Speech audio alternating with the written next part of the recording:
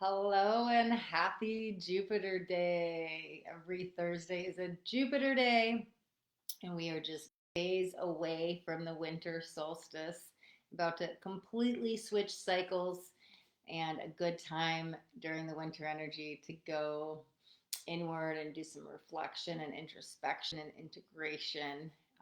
So, just a little quick little energy, what's going on in the world energy update. And in today's video, we're going to be going over 5 lessons through shadow work that I have learned and how I'm still learning these and why I feel shadow work is so important. But before we get into any shadow work energies, I'm going to go ahead and light some. I have some blue sage here. So we're going to do a little energy clearing. And if you guys want any sent to you, you guys can simply just say, I accept, whether that's aloud or just in your head. We'll get this going. And then I will send some blue sage your way. And blue sage, what it does is it works with heavier, darker energy. So if you've really got some stuck energy or just some real negative thoughts, or you live somewhere that's negative, whatever it is, this likes to work on the tougher energies. So we'll just send you guys a little energy clearing. Maybe you can take a deep breath in to receive. And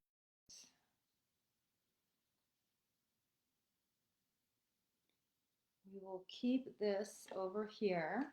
And so it will keep, there's still smoke going. We'll keep this going throughout the session. Okay. So first I want to talk about what is shadow work, in case you don't know.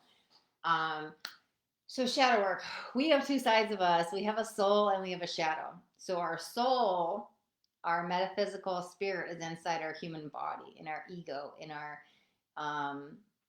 that is our shadow, our human, our ego, that reactive mind that comes from the shadow side of us. Okay, this relates with the human experience. And the shadow, a good way to explain it is like the dark, and the soul would be the light. Now, you need both of them to be here on this planet. You cannot be all light, because then you would be a soul and you would not have a physical body and you would not be here on earth. So you have to be able to work with that dark side of you, that human persona, the one that gets upset, the one that gets frustrated and overwhelmed and angry and depressed and just who grieves, who feels things. Think those lower density emotions. That all comes from your shadow, okay? Now, why is it important to go work with your shadow? I don't know if anybody's ever heard of toxic positivity, but if we're just all the time like, okay, everything's fine, and I love my life, and it's fine, but inside, it's not fine, it ends up being like this pressure cooker where things boil to the top and then eventually we explode. Drop me in the comments if that's ever been you, if you've ever been in a situation where you just hold everything in and then you don't say what's going on and then eventually it just all comes spewing out, right? The shadow wants to be addressed and wants to be dealt with. And we just have to find that healthy way so we don't overwhelm ourselves and then just it all comes out in like fits of rage or yelling. It doesn't have to come out that way. So the shadow is a part of us, right? We need to love that part of us. So we don't ever want to deny it. We don't ever want to say, oh, that's bad, because that's saying you're bad, right? And you're not. You're a being of love and light, yin and yang, masculine and feminine. We have shadow and soul. We have two parts of us. We have to honor that part of us. And why do we want to do this? Well, we actually go into the dark to find the light. And the more we work with our shadow, the more we step more into our power, the more we can, or light, it may be dim, and then we can shine the bright, right? The more we allow our authentic self to show. And so shadow work can be important because it actually aligns you more with your soul. It can align you more with passion and purpose. I mean, doing shadow work, I've seen people lose weight. I've seen people get jobs. I've seen people get relationships. I've seen people love themselves more. When we address the parts of our shadow, it does step us more into the soul and we begin to shine brighter and there's more love. So it's, for me, it's a really important part of the spiritual awakening journey of being able to address these lower density energies that we have within us, because we all have it. We all have it. We all have anger. We all have anger to some degree. If you say you don't have anger, I'm going to say maybe you're not human. It's just how we deal with it. It all shows up. But if I have healthy coping mechanisms to deal with my anger, then it's not going to come out like I'm an angry person, but I still have anger. We all can get into guilt, shame, jealousy, lower vibrational energies. That all comes from the shadow. Okay. So if anybody has any questions along the way, you could just go ahead and drop them in the chat. What I'm going to do, and unless anybody has any, do we need more of an explanation on what shadow work is? Let me know. Otherwise, I'm going to jump into the 5 lessons through shadow work that I'm going to share today. And let me tell you, to limit it to just 5 was like, okay, I'm ever evolving going through shadow work. And it's like, I may learn 5 lessons in a day, in a week, in a month, a year. It just changes. When I was getting ready to get ready to the live, these were the 5 that were channeled out today. And so there's a message here that wants to be told, that story wants to be told, because there's somebody, whether it's on the Facebook Live or in the YouTube video, that wants to hear this, that can relate with it. So this is not limited. Shadow work is dealing with any of those lower densities and how we work with them with healthy ways to then, integrate that part of ourself, to love that part of ourself, to again step more into the light. Okay. So the first one I wrote down was boundaries. And the reason I want to highlight that as the very first one, because I feel like that was my first conscious shadow work lesson. Now, there may have been lessons along the way before I was consciously aware of it, but I went through my Kundalini awakening in 2019. And before then, I was kind of blind. I was in the matrix and I had no idea what was going on. And so I'm sure I was learning karmic lessons and shadow work, but I didn't have the words for it. So one of the first things that came up for me was boundaries. And I'm going to give you a couple little examples as we go into this so you can see how it relates to my life, and then maybe you can correlate that with your life, okay? Actually, I'm going to give you 2 stories here with the boundaries. One that started my spiritual awakening journey, and one literally where I'm at right now, okay? So the first thing is I had to learn about boundaries with my brother. So I grew up in a toxic family, and there was a lot of codependency and enabling that went on in the family, and I took on that role. I saw my mom do it, and then I started doing it with my brother. Then when I got sober and I got on my spiritual path, and then I started aligning with my truth, I was like, I don't want to do this anymore. This feels toxic. This is not okay with me anymore. So for a long time, I was allowing these negative energies in. I was allowing it. I didn't put my foot down. I wasn't trying to work through this. I ended up getting to the place with boundaries. Actually, there was 2 beautiful lessons that came in with this, that I ended up learning karmic lessons about codependency and enabling and breaking those patterns in the family ancestral lineage, just by saying, hey, I no longer allow this, right? I'm not going to put myself in a dangerous situation.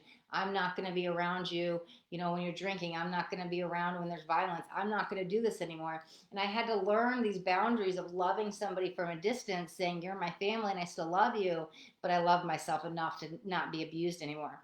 I love myself enough to, not answer the phone and come bail you out every time that you need help.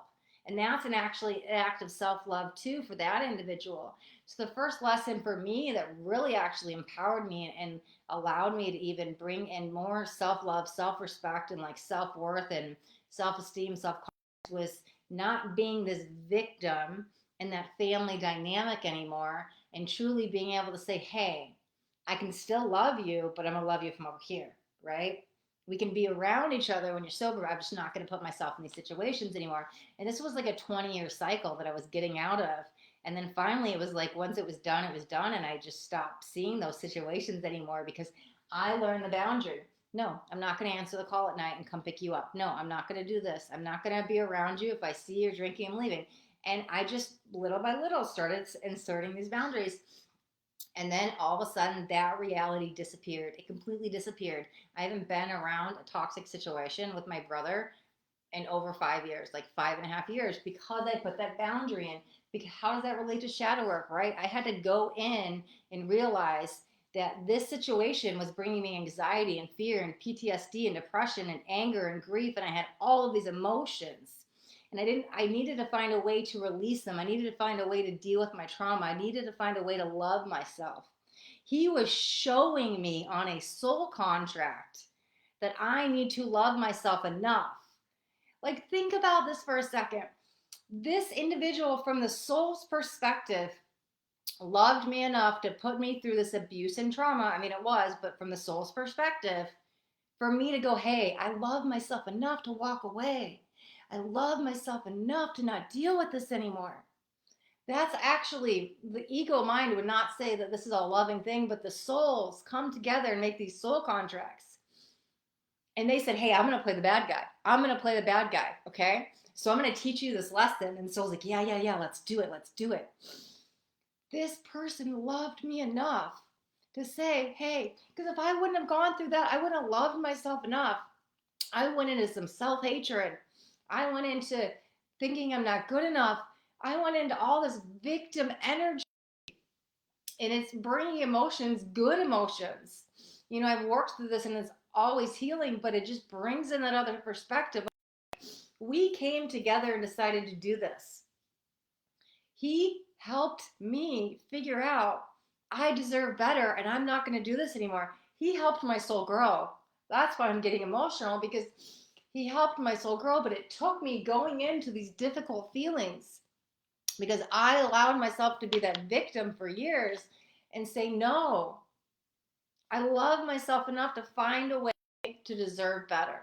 But I had to face all that negativity first. That's shadow work, facing the negativity, facing all the pain that came up from it.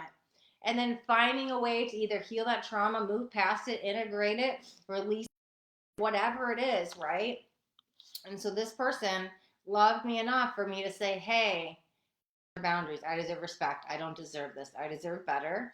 Which then again, I started stepping in my power and loving myself even more. So that was my first lesson of shadow work, of going, oh, I've got 20 years of shadow energy to deal with because I've been running from dealing with this, right? So that's kind of the first thing that came up.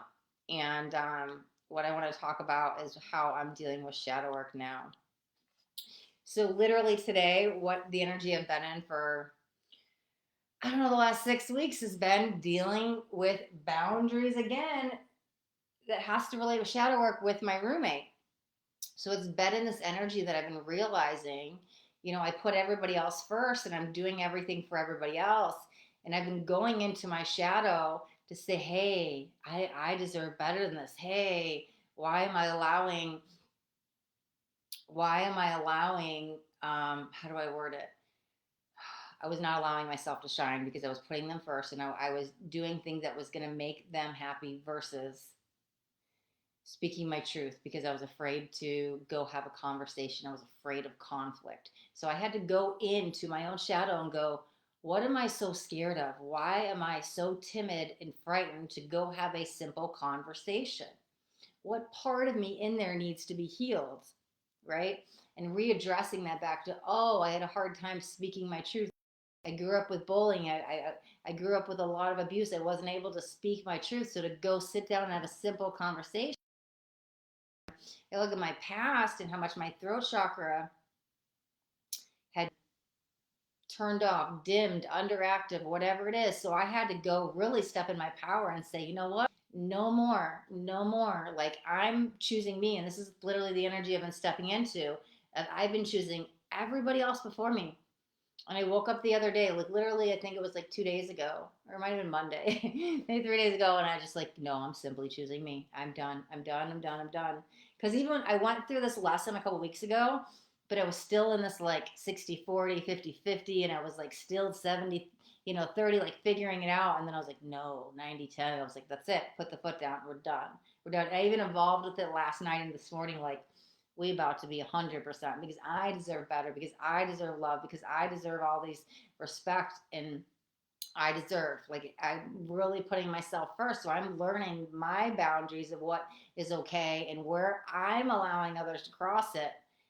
Right. And like I said, I retraced it back to my traumas in the past, but the boundaries has been a really big lesson that I've been learning through shadow work, and it's still unfolding. It's literally still unfolding to this day. And there'll be more boundaries. I'll continue to keep learning as I grow, but I'm still unfolding this boundary here in my roommate situation. And it's a beautiful process because the more I go in and I realize these difficulties, the more downloads I get, the more information that I feel like, oh, I'm able to put the dots together. I'm doing this because of inner child wounds, right? I'm doing this because I'm afraid of conflict. I would have never thought that a month ago. A month ago, I would have never thought that. I'm realizing about my shadow. There's parts of me that I didn't even know, I hadn't even acknowledged that I hadn't worked through. I'm taking that unconscious and bringing it conscious. I'm taking that subconscious and bringing it conscious. The boundaries and the shadow work that I'm learning right now are really bringing to light in the conscious realm all these parts of me that one, either I thought I worked through, two, I didn't realize was still an inner wound or this wound that had been there that I hadn't even acknowledged. So the more I address these pain centers and these wounds and my inner child pains, the more I'm actually shining more. The more I'm loving myself more, the more I'm really truly stepping in my power. And it's all because I'm addressing my needs and my needs of what I need, right? And holding true to my values, which all of this, the shadow work, all of this to me relates with the sacral chakra. And so when my values aren't being honored and my beliefs and, that to me relies in the sacral chakra. And so when I'm learning the boundaries to step in, my sacral chakra is getting stronger and stronger. And again, stepping more in the light to the shadow work. So a couple little stories there with boundaries and how the more I start addressing, where my needs aren't getting met and where my values are being crossed, the more I speak up for myself, the more, right, through the shadow, I'm scared to do it, but I'm gonna do it anyways, the more I'm actually gaining a lot of strength, spiritual strength, and aligning more with my soul. It's a really good way to put it. So the next thing I want to talk about is healthy anger, right? And we talked about this just a little while ago about how we all have anger and how I actually learned about healthy anger. I was in a group for PTSD like, I don't know, 6-7 years ago. And we learned, it was called Seeking Safety. And I was learning that that everybody has anger, but it's how you deal with it. And because I wasn't shown these ways of how to communicate, because I wasn't shown coping skills of walking away and deep breathing and journaling and getting in nature and reflecting and taking the pause and just taking a moment, I wasn't learning how to deal with this. So I just would fly off the handle and I would get reactive and I would get defensive and I didn't know how to communicate and I would shut down and then I would want to numb myself with drugs and alcohol and I didn't know how to deal with these emotions that were in me. And I spent 35 years of my life not knowing how to have healthy anger until I took that class. I think it was like a 6-week thing, maybe even longer. I don't even know. But I took this class and then I started realizing, oh my God, there are healthy ways to deal with that. And once I started doing that again, I'm loving myself enough to take the pause and walk away. I'm loving myself enough to not just react and just, we can deal with this later. I need to go, like I was dealing with this yesterday. I got a little overwhelmed and my healthy anger came out in, let me go do some yoga on the mat. Let me go do some breath work to release it. Right. And so finding those healthy ways to even if you're in a difficult situation, like for me, what works really well is like having the conversations outside in nature, because if I'm outside, I'm more grounded in present moment, I'm getting more healing, so figuring what those trigger points are that are going to activate that anger, and then finding ways to work through it. So it's like you have these plans set up, like, hey, like I know we need to go talk outside. Hey, I know whatever it is, you're going to kind of build your roadmap to how to deal with it instead of just exploding and having these moments of fit and rage, and however that relates to you. Okay. Now, the next thing I want to talk about is self-love, and this has been an ongoing, ever discovering process that I've been in. And I feel like I want to highlight this more on like the day to day, the week to week, all the little things that happen that I don't even talk about. Because these are big moments. Like I can talk about this class and my brother and my roommate and like reflect on experiences. But this is every day that gets me here. It's because when I don't give up on myself and I stay consistent and I stay solution focused and I have that spiritual discipline And because I keep moving forward and I'm looking for progress, not perfection. And when I keep just going and just say, I'm not going to give up. I love myself enough to just to find another way to take the pot, like take a break, self-care day, like everything I've done, all the little things. I'm energetically drained today and I need to give myself a self-care today. Cool. Take the day. I listen to my body. What can I do for self-love? Okay, I may not want to do, yoga today, but I'm going to make sure I do it anyways, right? Staying consistent, holding that discipline. It's all the little things that built me here. This is for all the little stuff, all the little guys, all the things that it's like, because it's not this huge overnight success of like, oh my God, I did it and I made it and I'm just in this beautiful energy of self-love and turning love and unconditional love. It's all of the lessons that I have to learn every day.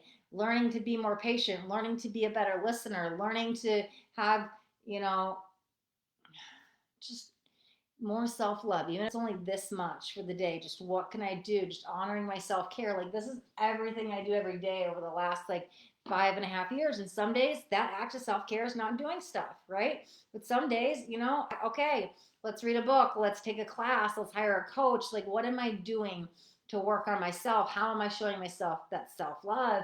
And this has been a big thing because what's the opposite of that, right? It's going to be like a self-hatred. So at any point I can go in any of those lower density emotions and then get stuck there. But I love myself enough to do the yoga. I love myself to do daily meditations. I love myself enough to do the breath work. I love myself to go walk in nature. I love myself enough to play my singing bowls. I love myself enough to just not want to stay in guilt and shame and fear and anger and depression and sadness. I love myself enough to find a way out of it. So the lesson through shadow work was that daily consistency of just saying, hey, because I was someone for 20 years who dealt with mental health stuff, and I could easily slide back into that, but it's because I have these spiritual practices that I don't go back into it. So it's okay, that's how I'm dealing with my shadow work, by finding healthy solutions on a daily basis to love myself and self-care and care for myself a little bit more. And it's the overall big picture about all the little things you do that leave the shadow dimmed down, right? Because I find stuff every day to work through the shadow, little things that come up that I just have to give myself a little bit more grace or a little bit more patience. It's the little things all day. So hopefully that makes sense. Okay. So the fourth thing I want to talk about is walking away. And I'll give you a couple examples with this. I want to talk about this with like friendships first. So, we could talk about a couple things. So when I first got sober, I got to the energy of like, I would rather have no friends and still be in these toxic relationships because we were getting high and drinking and just doing all types of things. And I had to cut that energy out of my life and I had to walk away, which then again, I released the old, so allowed new energies to come in. But how does that relate to shadow work? I had to love myself enough to not want to be in there anymore. In those toxic situations, we weren't doing anything. I was getting locked up and going to jail, and I was like overdosing, and I was being in these horrible situations, like totally harming my body without not like conscious self-harm, but yeah, that's what it was. Every time I would pick up a needle or pick up a drink, I was in so much pain from years of abuse and like just years of trauma that I chose to deal with it with drugs and alcohol. And then I said, no, I love myself enough to not deal with this. I'm walking away from that life. I'm walking away. I'd rather have no friends than be in these environments. I'll be my best friend. And then I became my best friend. And then I started meeting Soul Tribe because I knew I needed to walk away. And since then, I've met many spiritual friends. I met light workers and empaths and star seeds. But even then, I found out I've had to walk away from situations. Because let me tell you, just because somebody is spiritual doesn't mean they're not narcissistic. And let me tell you, just because somebody is spiritual does not mean that they're mindful. I found spiritual narcissists. I found spiritual people that are not mindful. I found spiritual people that know how to manipulate. There were people that sometimes you find a friend or whatever it is and it feels divine and you feel like you've met a family member and it feels safe, and then all of a sudden toxic traits come out, their shadow comes out. And I've had to evaluate, like, hey, like, I see so much light in this person, but I see so much dark. But I had to love myself enough to say, I can't sit here every day for the last 6 months and hear you either gossip or complain, or if you're not ready to make changes. I honor that. That's your life choice, right? You have free will. And if you want to stay in this toxic situation, I love you. I'm here to support you, but I can't let you drag me down with you, right? I love myself enough to put these boundaries in and say, hey, I'm here for support, but not to gossip. I'm here for support, but I can't keep having that same conversation, right? Because there's people who don't want to change, and that's fine, no judgment. But then there's people who want to pull you down and are energy vampires and drain your energy and are stuck in victim mentality. And I've had to end spiritual friendships as well because I was like, this is becoming draining on my soul. Like, this is not healthy for me anymore.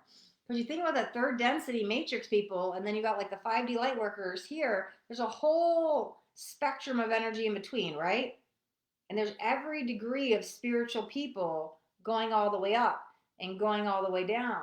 So it's not just you're spiritual and you're this light worker. We all have shadow, and you have to figure out what's okay and what's not. And for me, I had to put these boundaries and say, hey, like, this is toxic now. I left all that behind. I left the 3D toxic. Now I'm in spiritual toxic. Like, that's not okay. You have to love yourself enough to walk away. We even had to do this in relationships where I've seen like spiritual beings, and it's like you're in love and you want to, give them the benefit of the doubt, and just you see the good in them, and then you start making excuses, and it's just, but manipulation is not okay. And if people don't know how to healthy communicate, and you're really trying, you have to figure out like what's fair and what's not. And so I had to really go into my shadow and say, hey, on some level I'm getting abused here, and this is not okay. Do I want to stay in another toxic relationship? Why do I keep manifesting them? Because there's a karmic lesson to learn, right? So going into the shadow and just saying, I'm allowing this to happen, but if I love myself enough to walk away, those old friendships and relationships can fall away. And then again, it brings in more stable, healthier ones. So that can happen. You may notice that this was okay and it's not okay anymore. And so I've had to learn walking away. And sometimes it's been hard because I love this person to death, right? And then I'm like, but this isn't healthy. So I have to love myself enough to walk away, because otherwise I'm going to stay in shadow energy with them. You're supposed to work through the shadow, not stay in the shadow, okay? You work through all of this stuff. We don't want to stay in the shadow. We address the shadow to go into the light, okay? Now, the last one I want to talk about is compassion. And I want to highlight this with my mom. And I struggled for a long time because there was just, there was a lot of abuse in every relationship in the family, physical, mental, emotional, and it was really easy for me at the time to fall in victim mentality. And I'm learning to get off that karmic wheel of codependency and enabling, but my mom hadn't learned the lesson yet. So I was blaming her. I got in this energy of like, why doesn't she see what I see? And I'm like, this is not fair. And I was expecting, right? Keywords, right? That's going to get you in trouble, expectations, to see what I see. And there was a lot of energy of me not being able to see her as a soul on this path. There was a lot of energy of me not being able to see her as someone who was just doing the best that she could with the tools that she had, because I was so stuck in, I've already learned this lesson, why haven't you? And then I was allowing myself, I was closing my heart off, just having connection and love with somebody who gave birth to me and brought me on this planet. And I do want to highlight, there are toxic family members, and sometimes you do have to love them from a distance, but there was somebody who was really trying. And this is good. I appreciate this vulnerability that I'm allowing myself to feel. This is shadow work. I can be my authentic self and say, I've worked through this, like being able to just cry in a vulnerable situation and knowing that you're safe and you can be your authentic self. You need to laugh or you need to cry, whatever it is, don't be afraid. Because what would happen is if I felt I was ready to cry and I hold those tears in, it's like spiritual bypassing. That is the opposite of shadow work. right? And so it's important. I love that I had tears of beauty and I've had tears of healing in this journey, because that is the shadow work unfolding. Like, this is releasing. These tears are coming out and it's healing. It's literally releasing the traumas and the pains by talking about it. Talking about it. Shadow work. Talk about the stuff. Shadow work. Communication. Talk about the stuff. But I wasn't just having compassion, right? I was still stuck in the victim mentality. What she was doing was wrong, right? And I just couldn't see it from her perspective until one day I was laying in bed and I got downloaded with like seeing everything from her perspective. And it just blew my mind open. I remember calling her and just being like, I'm sorry. Like, I couldn't see you, and now I see you've tried the best that you can, and you were doing the best that you could of what you thought was right. And it doesn't matter. It doesn't matter when it's not that I'm right or she's right. We're all right in our own way. Everybody's doing what's right for them. My path is not your path, and her path is not my path, right? So what I thought to be true is my truth, but that's not hers, and I wasn't honoring her path, right? And so I got in this energy of having compassion and having acceptance of just everything is as it is, accept that. And then having compassion to go, wow, like I wasn't being compassionate with her, with myself. I'm allowing myself to stay in this victim mentality and judgmental energy, right? I didn't have self-compassion. I didn't have compassion for her as a soul.